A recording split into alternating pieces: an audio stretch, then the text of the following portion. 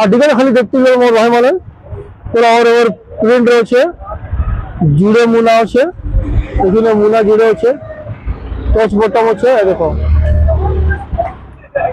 Colour chart मैंने देखी सब ऑल ओवर प्रिंट। देखो कपड़ा भी एंता कि नहीं, हल्का कपड़ा, मोटा कपड़ा, फैब्रिक मोटा है। देखो जो रेट जो कथा लगवा बोले भाई माने गुटे के 299 रेंट आर्टिकल माने अपन मान को मिली जीवा। और जे आईडी के फॉलो करके रहबा सेटाके 250 टका दे दमा, नहले गुटे के 300 टका ही लागबा, कम हबा नहीं।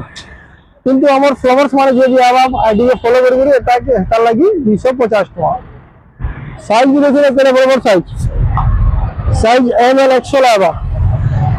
आईडी के फॉलो मारते जा मोर भाई माने जाके सस्ता रेट दरकार, बढ़िया क्वालिटी रे माल दरकार बोले आमना कलेक्शन के विजिट करनियो, क्वालिटी जोरदार अच्छे और रेट भी सस्ता। अलग दुकान ट्राई करी पकाबो, फैब्रिक रे माल अच्छे, बढ़िया क्वालिटी रे माल है।